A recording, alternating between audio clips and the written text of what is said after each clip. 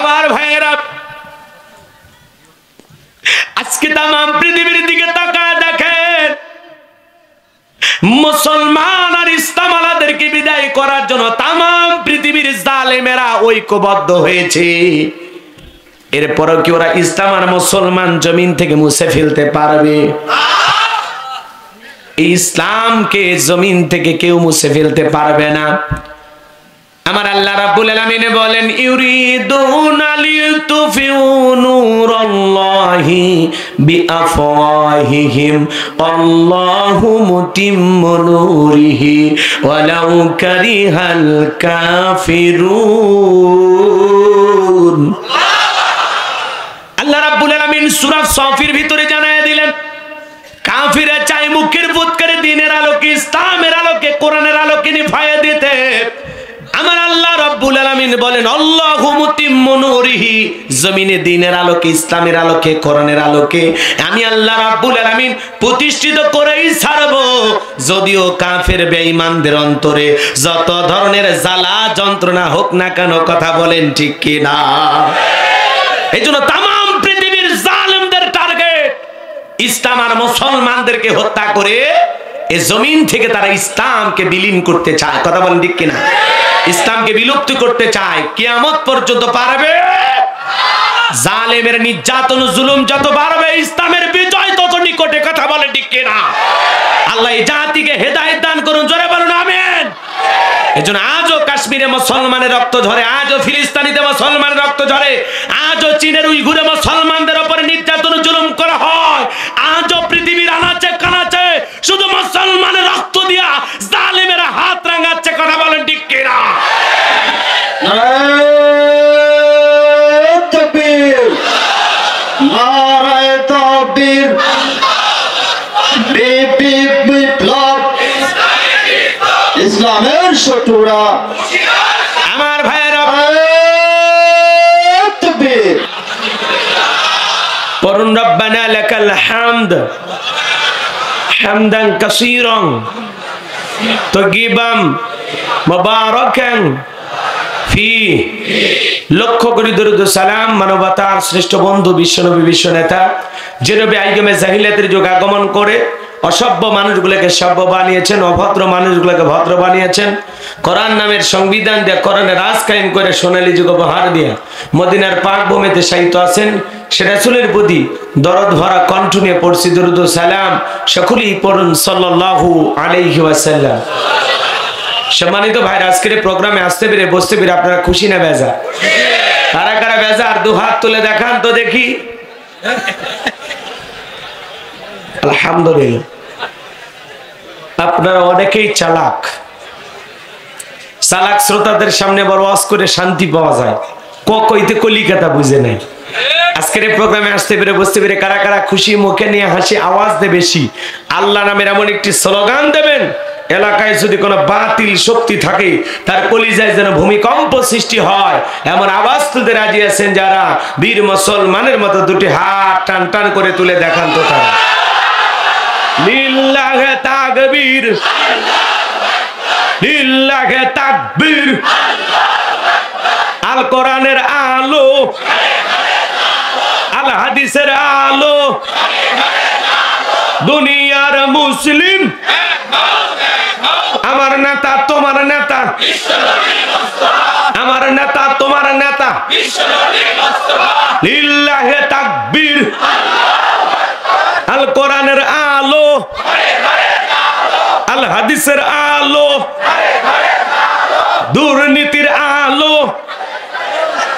হাতটা নানা দেন তো, মাশাআল্লাহ, মারহাবা। আস্তে কারণ আগে যেন না লাগে, হাত নামান। অনেকে ঝোঁকে তালে বলে ফেলেছেন দুর্নীতির আলো ঘরে ঘরে যান। বাংলাদেশে দুর্নীতি দমন কমিশন আছে না নাই? এরপরে দুর্নীতি কমেছে নাকি ডিজিটাল কায়দায় বেড়েই চলেছে? দিন যত করাচ্ছে দুর্নীতির পাল্লা তত ভারী হচ্ছে, কথা বলেন ঠিক কিনা? আমরা চাই আমাদের প্রিয় মাতৃভূমি বাংলাদেশ দুর্নীতি মুক্ত, আল্লাহ কবুল করুন, চিল্লা বলুন আমিন। আমরা চাই আমাদের বাংলাদেশ মাদক মুক্ত, আল্লাহ কবুল করুন, চিল্লা বলুন আমিন। আমরা চাই আমাদের বাংলাদেশ যৌতুক মুক্ত, আল্লাহ কবুল করুন, চিল্লা বলুন আমিন। আমরা চাই আমাদের বাংলাদেশ দারিদ্র মুক্ত, আল্লাহ কবুল করুন, চিল্লা বলুন আমিন। সম্মানিত ভাইরা আমার, ভূমিকা লম্বা কথা নয়, সরাসরি মূল আলোচনায় প্রবেশ করতে চাই। তারপরে দুইটি কথা না বললেই নয়। আমরা যত জায়গায় কোরআনে কথা বলতে যাই, এক শ্রেণীর মানুষ ডেকে বলে, হুজুর সাবধানে আলোচনা করবেন, ভুলে যাবেন না এলাকা কার। ওদের কথার সাইজ শুনে মনে হয় এলাকা ওদের বাবার। আবার অনেক জায়গায় গেলে বাতিলের রক্ত চক্ষু দিয়ে তাকায়, বলে হুজুর বুঝছেন, বুঝছে শুনে ভাইবে চিন্তা ওয়াজ করবেন। আপনি কার দিকে চোখ রাঙানি দেখান? আমরা মুসলিম জাতির পিতা ইব্রাহিমের সন্তান, যে ইব্রাহিম আল্লাহর খুশির জন্য নমরুদের আগুনে পুড়তেও রাজি। কথা বলেন ঠিক কিনা? আপনি কার দিকে রক্ত চক্ষু দিয়ে তাকান? আমরা ইসমাইলের ভাই, যে ইসমাইল আল্লাহর খুশির জন্য সূর্যের নিচে জবাই হইতেও রাজি। কথা বলেন ঠিক কিনা? আমরা মা হাজেরার সন্তান, যে মা হাজেরা তার হাজরা ইসমাইলকে আল্লাহর পথে কুরবানি করে দিতে পারেন। কথা বলেন ঠিক কিনা? এই জন্য করে বাতিলে রক্ত চক্ষুর ভয়ে আল্লাহর কোরআনের কথা গোপন করা হবে না, ওপেনে বলা হবে। কথা বলেন ঠিক কিনা? আবার অনেক জায়গায় ওয়াজ করতে গেলে বলে হুজুর ওয়াজ যা করবেন করবেন, খবরদার রাজনীতি নিয়ে কোনো আলোচনা করবেন না। আছে না? না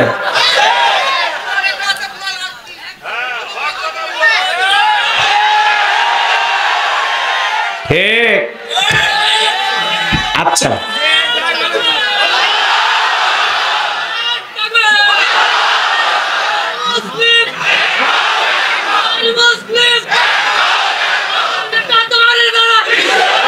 আল্লাহ আপনাদের কবুল করেন। জোরে বলেন আমিন। শোনেন, আচ্ছা এদিকে খেয়াল করেন, আমার বাড়ি কোন জেলা বলেন তো? আমি আসছি কোন জেলা? বিশ্বাস করেন, আমি গাইবান্ধা থেকে চুয়াডাঙ্গাতে এসেছি শুধুমাত্র কোরআনের কথা বলার আশা। এছাড়া আমার আর অন্য কোনো উদ্দেশ্য নাই। কথা বলেন ঠিক কিনা? আর আমি গাইবান্ধা থেকে চুয়াডাঙ্গাতে এসে রাজনীতি করে আমার কোনো লাভ আছে? আগামী নির্বাচনে এলাকার মহিলা মেম্বার পদে দাঁড়ানোর কোনো চান্স আছে? তাহলে আমি কেন এখানে রাজনীতি করব? যদি করাই লাগে নিজের জেলা গাইবান্ধায় করবো। কথা বলেন ঠিক কিনা? এই জন্য আপনারা টেনশন মুক্ত থাকবেন। আমি আপনাদের কথার সাথে একমত। আমি বাংলাদেশের রাজনীতি কোনো দলের বক্তা না, আমি রাজনীতিক কোনো বক্তব্য দেব না। I will not any political out because I am not a leader of any political party. কারণ এখানে সব দলের লোক আছে না নাই?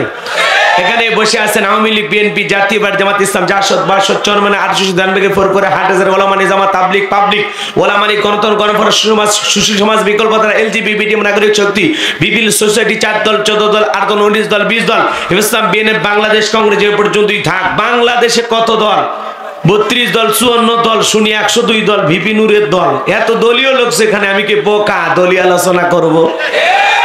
এই দিক থেকে যদি একটা দলের লোক গুতা মারে, ওই দিক থেকে আরেকটা দলের লোক থানায় টেলিফোন করে, আমি হুজুরের অবস্থা ভালো না খারাপ? অতএব আজকের মাহফিলে বাংলাদেশের রাজনীতি নিয়ে কোনো আলোচনা করা হবে? বলেন, বাংলাদেশের রাজনীতি নিয়ে কোনো আলোচনা করা হবে না। তবে হ্যাঁ, আমি যদি কোন রাজনৈতিক বক্তব্য দেই, এই পৃথিবীর শ্রেষ্ঠ রাজনীতিবিদ, শ্রেষ্ঠ রাষ্ট্রনায়ক, শ্রেষ্ঠ রাষ্ট্রপতি, শ্রেষ্ঠ সেনাপতি, শ্রেষ্ঠ বৈজ্ঞানিক, শ্রেষ্ঠ দার্শনিক, শ্রেষ্ঠ বাবা, শ্রেষ্ঠ নানা, শ্রেষ্ঠ স্বামী, শ্রেষ্ঠ আদর্শ, শ্রেষ্ঠ মহামানব, রহমাতুল আলামিনের মদিনার আদর্শের রাজনীতির কথা বলতে চাই। আমি যদি কোন রাজনৈতিক বক্তব্য দেই, খলিফাতুল মুসলিমিন আমিরুল মুমিনিন হযরত উমর ফারুকের আদর্শের রাজনীতির কথা বলবো।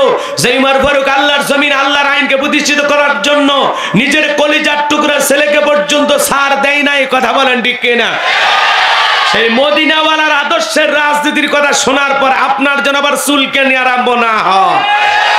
কারণ কোরআন হাদিসের হক কথা সবার পেটে হজম হয়।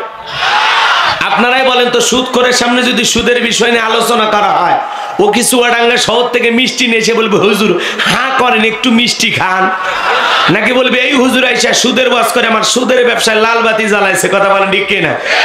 যারা ঘুষ খায়, দুর্নীতি করে, হারাম খায়, ভুড়ি বানাইছে 26 মাসের গর্ভবতী, ওই হারাম খোরদের সামনে ঘুষের আলোচনা করলে খুশি না বেজা?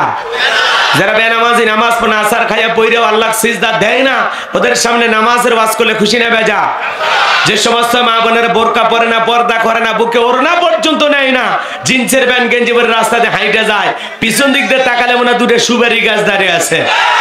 এরকম বেহায়া বেপরদা নারীর সামনে পর্দার আলোচনা করলে খুশি না বেজা? এক কথায় ওয়াজ যদি কারো বিপক্ষে চলে যায়, কিয়ামত পর্যন্ত সে বক্তার উপরে খুশি হবে না। কথা বলে ঠিক কিনা? এই জন্য পরিষ্কার কন্টেক্টে কথা বলে দিতে চাই, আজকের আলোচনার সভাপতি স্যারের মতো হবে না, প্রধান অতিথির মতো হবে না। মতো হবে না, বক্তার মতো হবে না, শ্রোতাদের মতো হবে না। আল্লাহর কোরআন যা বলবে গোলাম রব্বানি তাই বলবে। এতে কে খুশি কে বেজার ওইটা দেখার টাইম নাই, কথা বলেন ঠিক কিনা? যুগে যুগে নবী রাসূলুল্লাহ দাওয়াতি কাজ করেছেন, তাদের দাওয়াতি কাজেও কাফের বেঈমানরা বাধার পাঁচিল তৈরি করে দিয়েছিলেন। এরপরে আল্লাহর পয়গম্বররা শত বাধার পাঁচিলকে ভেঙে আল্লাহর জমিনে আল্লাহর পথে মানুষকে দাওয়াত দিয়েছেন, কথা বলেন ঠিক কিনা? আপনারা আমার নবী কালেমার দাওয়াত দিতে কোরআনের প্রচার করতে গিয়ে মার খেয়েছেন, রক্ত জড়িয়েছেন। সাহাবায়ে কিরাম দ্বীন প্রতিষ্ঠিত করতে গিয়ে মার খেয়েছেন, রক্ত জড়িয়েছেন, জীবন দিয়েছেন। ও বাংলার মুসলমান, আল্লাহর জমিনে আল্লাহর দ্বীনকে প্রতিষ্ঠিত করতে গিয়ে, কোরআনের সমাজ কায়েম করতে গিয়ে যদি নবীদের মতো সাহাবায়ে কিরামদের মতো বুকের তাজা রক্ত দিতে হয় আল্লাহ কোরআনের জন্য, দ্বীনের জন্য, ইসলামের জন্য, কারা কারা বুকের তাজা রক্ত দিতে রাজি? দু হাত তুলে আল্লাহকে দেখান।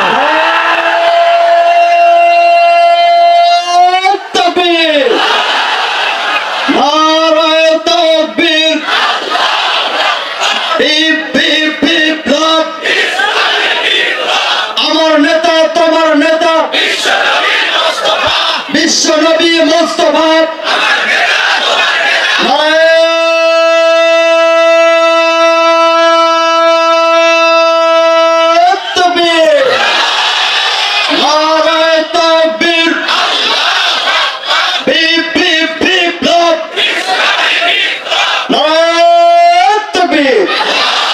সোজা করেন, আমি কি হাত নামাইতে বলেছি? দুই হাত টান টান করে, ওই যে মাঝে মাঝে হাত ব্যাকা করে তুলেছেন, এটা কি শীতের কারণে, বৃষ্টির কারণে, নাকি শরীর দুর্বল হওয়ার কারণে? একটু হাত সোজা করেন, দুই হাত তোলা শক্তি না, আপনি পুরুষ মানুষ, দুধ ডিম ভিটামিন ক্যালসিয়াম মাঝে মাঝে কিনে খাবেন। হাত সোজা করেন। আমার আল্লাহ রাব্বুল আলামিন বলেন, ইন্নাল্লাহ হাশতারা মিনাল মুমিনিনা আনফুসাহুম ওয়া আমওয়ালাহুম বিআন্না লাহুমুল জান্নাহ। সূরা তাওবার 111 নম্বর আয়াতে আল্লাহ পাক জানায়া দিলেন, নিশ্চয়ই মুমিন বান্দাদের জান মাল আমি আল্লাহ ক্রয় করে নিয়েছি, বিনিময়ে দেব জান্নাত। বলুন সুবহানাল্লাহ। তাহলে বলেন তো বাজান, আপনার আমার জীবনের মালিক কে? এ চুয়াডাঙ্গার যুবকেরা ভালো করে বলো তো, এই জীবনের মালিক কে? প্রেম করবার প্রেমিকাকে পার্কে নিয়ে যা ডায়লগ দিবা, এ জীবন তোমার, তুমি শুধু আমার। ওরে হাইব্রিড যুবক, এই জীবনের মালিক কে? আপনার আমার সম্পদের মালিক কে? আল্লাহ দেয়া জীবন, আল্লাহ দেয়া সম্পদ, আল্লাহর পথে খরচ করতে রাজি আছেন তো মুসলমান? রাজি আছেন তো ইনশাআল্লাহ? রাজি আছেন তো ইনশাআল্লাহ? রাজি আছেন তো ইনশাআল্লাহ? বাম হাত নামান, শুধু ডান হাত তুলে রাখেন, শুধু ডান হাত। আমার আল্লাহ রাব্বুল আলামিন বলেন, ইল্লা আসহাবাল ইয়ামিন ফি জান্নাতিন ইয়াতাসাআলুন।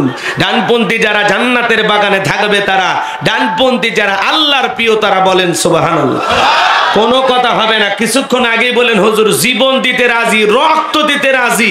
আপাতত জীবন রক্ত দুইটার কোনোটাই দেয়া লাগবে না, ডান হাতটা পকেটের ভিতর ঢুকে দেয়া। যে যা পারেন যতটুকু পারেন এই তাফসীরুল কোরআন মাহফিলের জন্য প্রাণ ভরে সহযোগিতা করবেন, দান করবেন। সোজা ডান হাত পকেটে দেন, আমিও দিচ্ছি। দেন পকেটে হাত দেন, আমিও দিচ্ছি। দেন দেন পকেটে হাত দেন। ছেলেপেলে যারা আছো, ব্যাগ নিয়ে, রুমাল নিয়ে, চাদর নিয়ে, যার কাছে যা আছে তাই নিয়ে মাঠে নামো, খেলা হবে।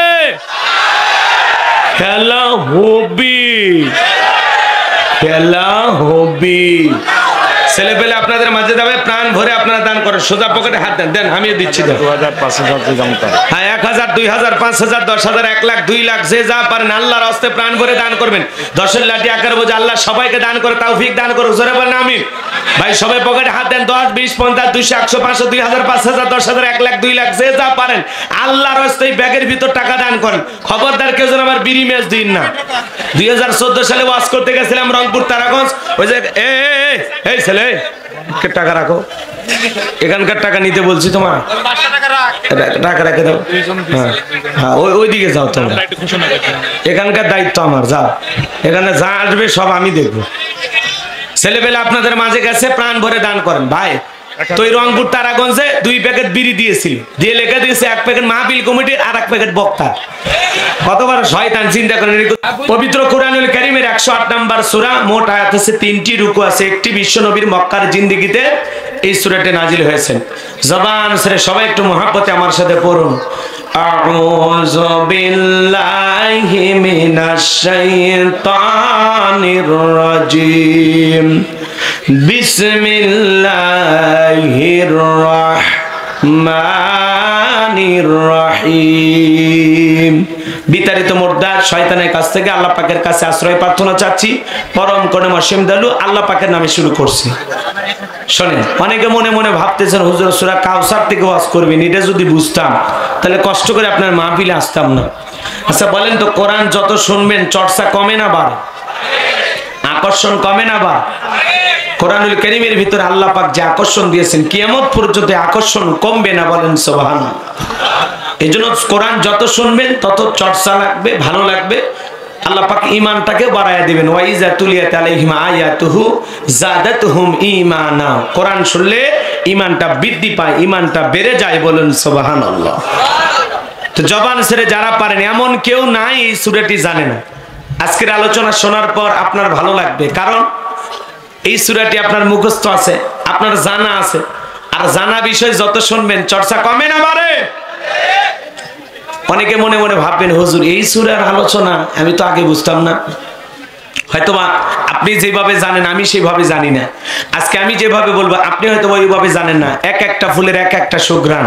এজন্য শোনেন, আশা করি মজা লাগবে। আপনাদের প্রতিশ্রুতি অনুযায়ী আপনারা ধৈর্য ধারণ করে 12টা পর্যন্ত বসে থাকবেন। ওটা বসা কেউ করবেন না, দয়া করে নিজেদের ওয়াদা ঠিক রাখবেন। কোন 70 বছরের মুরব্বী চাচা যদি উঠে যায়, কোন অজুহাতে চাচার যাওয়া যায়, কিন্তু কোন 12-14 বছর 18 বছরের যুবক যদি পেশাবের নাম করে উঠে যায়, ওর চেহারাটা মনে রাখবেন। পারলে মোবাইলে ছবি তুলে রাখবেন, মেয়েকে বুড়ি বানায় রাখবেন। তাও এরকম অসুস্থ যুবকের সাথে বিয়ে দেবেন না, কারণ ওর সাথে বিয়ে দেওয়া না দেওয়ার সমান। কথা কি বুঝতে পারছেন? এই জন্য কোন যুবক আজকের মাহফিল থেকে উঠতে পারবে না। যদি ওঠো তাহলে তুমি তোমার ওয়াদা প্রতিশ্রুতি ভঙ্গ করলা, আর এই ব্যাপারে আল্লাহর কাছে জবাব দিতে হবে। 1টা ঘন্টা যদি কোরআন শোনার জন্য দিতে পারেন, 60 বছরও দাঁড়ায় নফল নামাজ পড়লে যে সব হয়, সেই সম পরিমাণ সব আপনার আমার আমল নামায় আল্লাহ লিখে দেবেন, বলেন সুবহানাল্লাহ। একটু সূরাটা তিলাওয়াত করি, যারা পারেন সবাই পড়ুন। ইন্না আ'তাইনাকাল কাউসার ফাসাল্লি লিরাব্বিকা ওয়ানহার ইন্না শানিয়াকা হুয়াল আবতার। আল্লাহু আকবার। সম্মানিত ভাইরা আমার, যে কোনো আয়াত বা সূরার তাফসীর করতে হলে কোন প্রেক্ষাপটে কোন সময় এই সূরাটি বা আয়াতটি নাজিল হয়েছে, সেই নাজিলের প্রেক্ষাপট আলোচনা করার দরকার আছে না নাই? যদি নাজিলের প্রেক্ষাপট আলোচনা করা হয় তাহলে তাফসীরটা বুঝতে সহজ হয়, বলেন সুবহানাল্লাহ। আর এই নাজিলের প্রেক্ষাপটকে আরবিতে বলা হয় শানি নজুল। কথা কি বোঝা গেল? তো আজকে সূরা কাউসার আল্লাহর হাবিবের পর কোন সময় নাজিল হয়েছে, নাজিলের শানি নজুল জানার দরকার আছে না নাই? একটু মনোযোগ দিয়ে শুনবেন, একটু মনোযোগ। আমার ভাইয়েরা, বিশ্বনবীর প্রিয় সাহাবী হযরত আনাস রাদিয়াল্লাহু তাআলা আনহু বলেন, আমরা নবীজির সামনেই বসা, বিশ্বনবীজি আমাদের সামনে উপস্থিত। আমরা তাকায়া দেখলাম নবীজির মনটা ভীষণ খারাপ, মুখটা মলিন, চোখের কোণা দিয়ে অশ্রু ঝরতেছে। কিছুটা সময় অতিবাহিত হয়ে যাওয়ার পর আমি তাকায়া দেখি আমার নবীজি মুস্কি মুস্কি হাসতেছেন, বলুন সুবহানাল্লাহ। হযরত আনাস ডেকে বলেন, নবী গো, এই মাত্র দেখলাম আপনার মনটা খারাপ, চোখের কোণায় অশ্রু, আবার কেন আপনি কেন হাসেন? কারণ আছে না নাই? আমার নবীজি কেন কাঁদেন, মনটা কেন খারাপ, আর কেনই বা হাসেনের কারণ আছে না নাই? নবীজির মনটা খারাপ, চোখের কোণায় অশ্রু, মুখটা মলিন, কারণ হলো নবীজির কলিজার টুকরা ছেলে সন্তানগুলো জন্মগ্রহণ করে, আর একে একে ছেলে সন্তানগুলো মারা যায়। ইব্রাহিম মারা যায়, আবুল কাসেম মারা যায়, তাহের মারা যায়। নবীজির একটা ছেলে সন্তানও জীবিত থাকলো না। সমস্ত ছেলে সন্তানগুলো একে একে করে বিদায় নেয়। আর নবীর কাছের চাচার নাম হলো আবু লাহাব, ডেকে বলে, ভাতিজা, তোমার বংশে বাতি জ্বালানোর কেউ নাই, তুমি একটা লেসকাটা, তুমি একটা নির্বংশ। এমনি তো সন্তান হারানোর ব্যথা, মনটা ভীষণ খারাপ, আবার আপন মানুষদের সমালোচনা, নবীজির মনের কষ্ট কমে না বাড়ে? একটু মনোযোগ দিয়ে শোনেন বাজান, কথা মনে হয় বোঝেন নাই, ভালো করে বোঝেন। বিপদের দিনে কাছের মানুষদের উচিত কি দেওয়া? সান্ত্বনা দেওয়া। কি দেওয়া? আল্লাহ না করুক আপনার আমার সন্তান যদি মারা যায়, কাছের কাছে আত্মীয় স্বজনদের উচিত এসে বলা, বাবা টেনশন করো না, জীবন মৃত্যুর মালিক আল্লাহ, আল্লাহ সন্তান দিয়েছে, আল্লাহ নিয়েছে, তুমি মন খারাপ করো না, হতাশা করো না, ভেঙে পড়ো না, দুর্বল হয়েও না, সবর করো, ধৈর্য ধারণ করো। আল্লাহ চাইলে বছর না ঘুরতে আবারও আল্লাহ তোমাকে সন্তান দিতে পারে। কাছের মানুষদের উচিত বিপদের দিনে সান্ত্বনার বাণী শোনানো, কথা বলেন ঠিক কিনা? কিন্তু নবীর চাচা আবু লাহাব এতটাই খারাপ, দেখে বলে, ভাতিজা তোমার বংশী বাতি জ্বালানো কেউ থাকলো না, তুমি একটা লেসকাটা, তুমি একটা নির্বংশ, জোরে কন্যা উজুবিল্লাহ। একে তো সন্তান হারানোর ব্যথা, অন্যদিকে কাফেরদের সমালোচনা, নবীজির কষ্ট কমে না বারে? আমার ভাইয়েরা, নবীজির ছেলে সন্তানগুলো কেন বিদায় নিল? একটা ছেলে সন্তান কেন জীবিত থাকলেন না? আল্লাহর এই জমিনে অনেক নবী রাসূলের ছেলে জীবিত ছিল, যৌবন পর্যন্ত বেঁচে ছিল, কিন্তু বিশ্ব নবীর একটা ছেলে সন্তানও কেন জীবিত থাকলেন না, যৌবন পর্যন্ত বেঁচে থাকলেন না? কেন তারা শিশুকালে বিদায় নিল?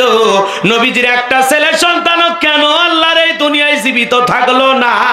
প্রত্যেকটা ছেলে সন্তান কেন শিশুকালে বিদায় নিল? নবীজির ছেলে সন্তানগুলো শিশুকালে বিদায় নেওয়ার পেছনে কারণ আছে তিনটি। জোরে বলেন কয়টি? আরো জোরে বলেন কয়টি? কি সেই তিনটি কারণ নবীজির ছেলে সন্তানগুলো কেন জীবিত থাকলো না? নবীর উম্মত হিসেবে জানতে মনে চাই কিনা? কারা কারা শুনতে চান দুই হাত তুলে দেখান। লিল্লাহে তাকবীর, লিল্লাহে তাকবীর। হাত নামান। নবীর উম্মত হিসেবে আমাদের জানা দরকার যে রাসূলের ছেলে সন্তানগুলো কেন জীবিত থাকলো না, কেন তারা শিশুকালে বিদায় নিলেন, কি সেই তিনটি কারণ আমি বলবো। ওই আলোচনা যদি শুরু করি তাহলে 3 নাম্বার আয়াতের ওয়াজ করা লাগবে। আমি কি এখন 1 নাম্বার আয়াত বাদ দিয়ে 3 নাম্বারে চলে যাব, নাকি আস্তে আস্তে যাই? হ্যাঁ, এই ধৈর্য আছে তো ভাই? একটু মনোযোগ দেন, শোনেন বাজান গো আমার। তাহলে একে তো সন্তান হারানোর ব্যথা, কাফেরদের সমালোচনা, অন্যদিকে সাহাবায়ে কেরাম যারা ইসলাম ধর্ম গ্রহণ করে, কাফের বেমরা তাদের উপর নির্যাতন জুলুম চালায়। ভালো করে বোঝার চেষ্টা করবেন বাজান। নবীজি ইসলামের দাওয়াত দেয়, কোরআনের প্রচার প্রসার করে। হযরত বেলাল যখন জানতে পারলেন রাত্রি বেলায় নবীজি দারুল আরকামে বসা, হযরত বেলাল বিশ্ব নবীর দরবারে হাজির হয়ে গেলেন। নবীজির চেহারা মোবারকের দিকে তাকাইয়া হযরত বেলাল ডেকে বলেন, নবী গো, আপনার চাইতে সুন্দর মানুষ আমি জীবনে কোনোদিন দেখি নাই। সুবহানাল্লাহ বলেন।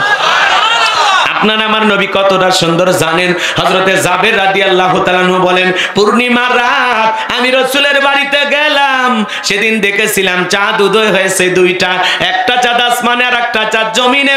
আমি আসমানের চাঁদের দিকে একবার তাকাই আর জমিনের চাঁদের দিকে আরেকবার তাকাই, বারবার মিলানোর চেষ্টা করি। হযরতে জাবের রাদিয়াল্লাহু তাআলা আনহু বলেন, ওই আসমানের পূর্ণিমার চাঁদের চাইতে বিশ্ব নবীকে আমার কাছে বেশি সুন্দর মনে হয়।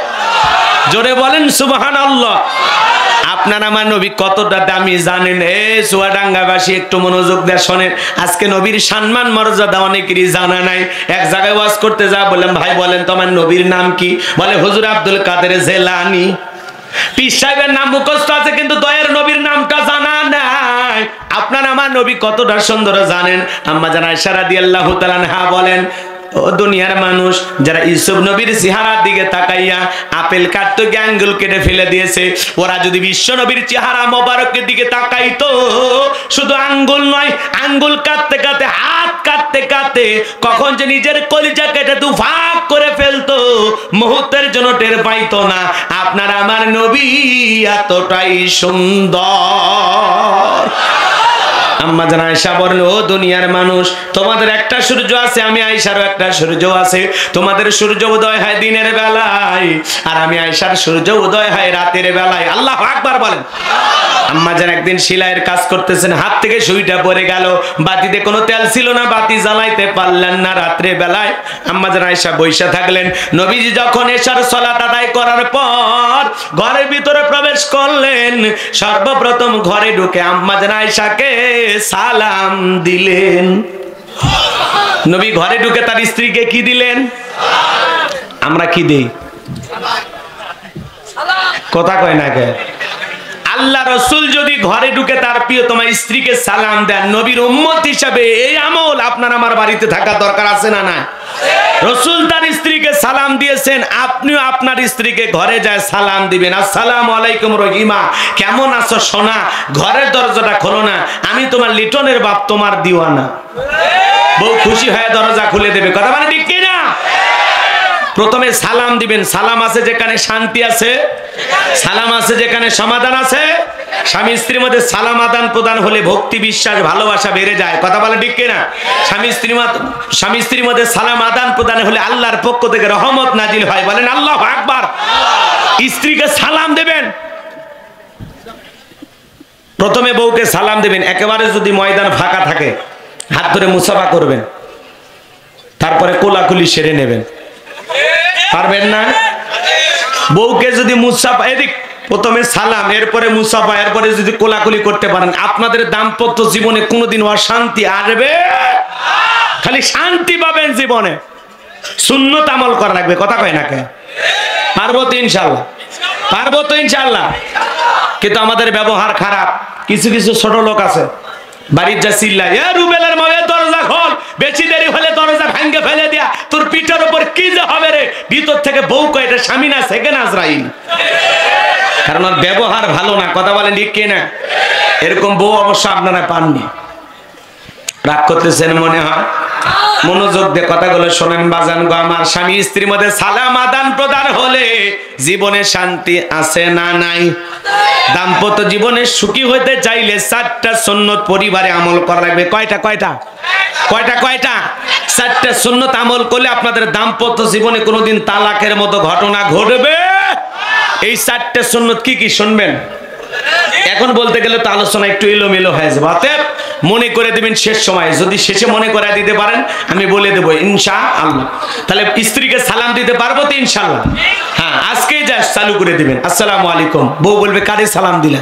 যদি বলেন তোমারই দিলাম, বাপ রে বাপ, আজকে আবার কোন হুজুরের মুরিদ নিয়ে বাড়িতে ঢুকলা, সেদিনই তুমুকের গাছের কলা চুরি করলা। কারণ আপনার আমার ক্যারেক্টার বউ ভালো বোঝে। কথা কয় না খেয়ে? রাগ করতেছেন, রাগ করতেছেন। বউকে সালাম দিবেন। এক জায়গায় ওয়াজ করলাম, ভাই স্ত্রীকে সালাম দিবেন। কয় হুজুর আমার শরম লাগে। বাচ্চা কাচ্চা? কয় তিনটা সন্তানের বাবা হয়ে গেল, তোমার শরম করে না? স্ত্রীকে সালাম দিদিকে শরম লাগে, ওটা শরম না শয়তানি? কারণ আর শরম যদি এত বেশি হয়, তার বইয়ের তো বাচ্চা হওয়ারই কথা না। বইয়ের বাচ্চা হয়ে যায়, তোমার শরম লাগে না, আর বউকে সালাম দিদিকে শরম লাগে। ফাজলামি করো না। রাগ করতেছেন না?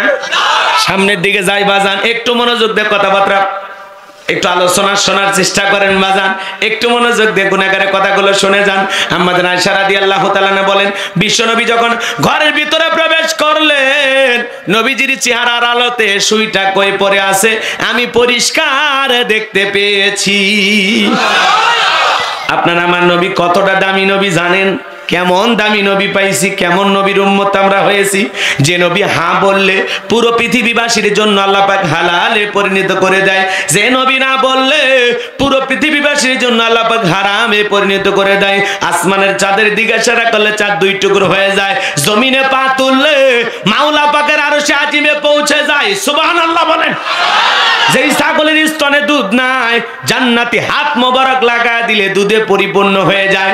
যে নবীর চেহারার উপরে মশা মাছি পড়া হারাম, আমার ভাইরা জমিনে পথ চললে আসমানের মেঘ এসে ছায়া প্রদান করত। নবীজির শরীর মোবারক থেকে ঘাম ঝরতো, ওই ঘাম মিশক আম্বরের চাইতে বেশি সুগন্ধি ছড়াইতো।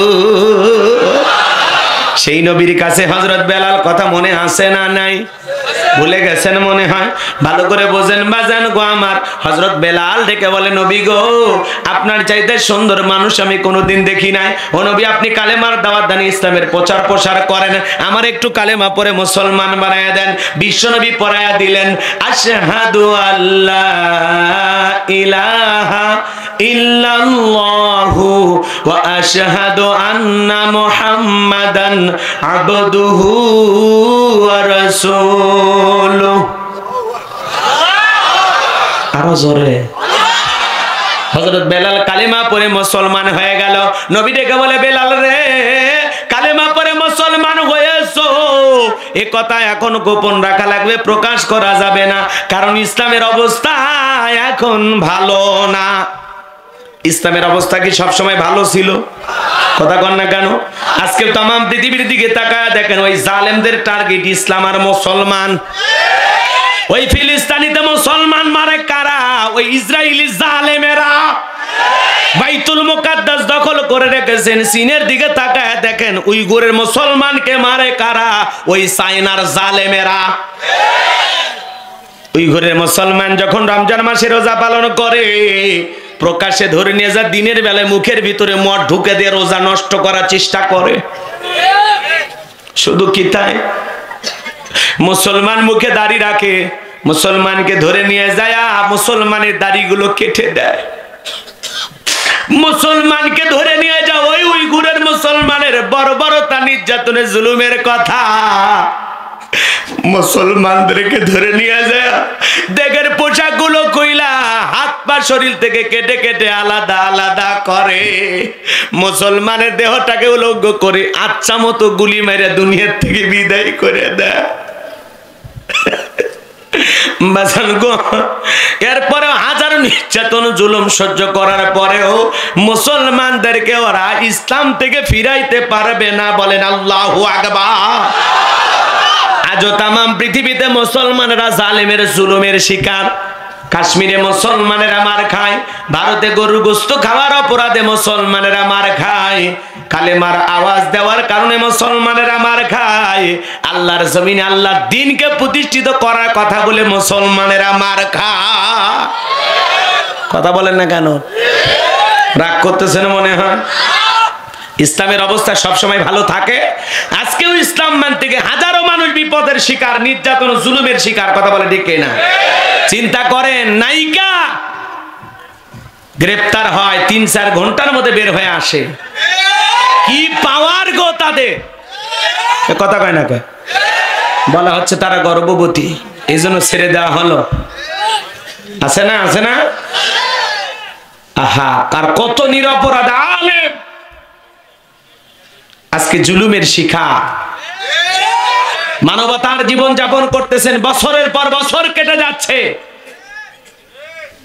একটা গর্ভবতী নারীর উপর মায়া হলো, আর যিনি কোরআনের এত বছর দাওয়াত দিলেন সে বয় বিরুদ্ধ আলেমের প্রতি একটু দয়া হয় না?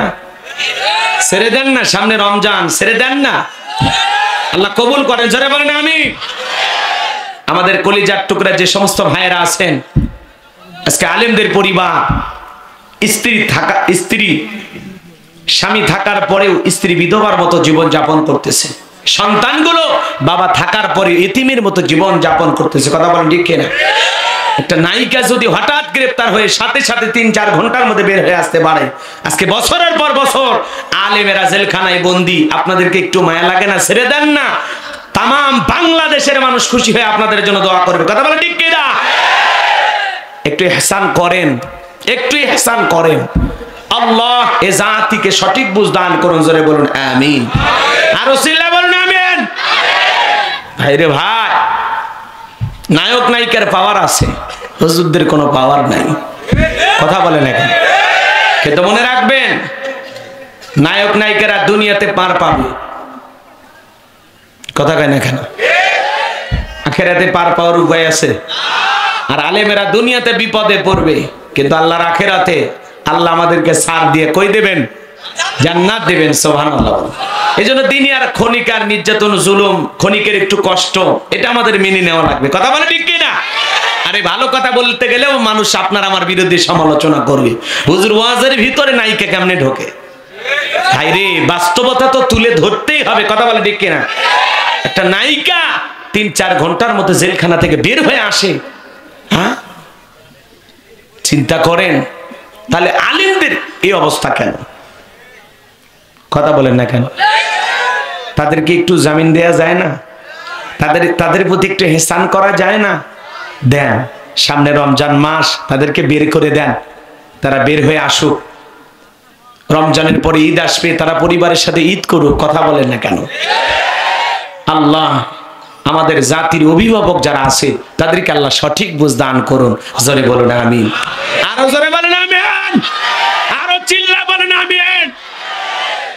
কলিজাতে কষ্ট হয়, অন্তরে রক্তক্ষরণ হয়। আজকে কত আলেমের পরিবারগুলো বিপদের ভিতরে।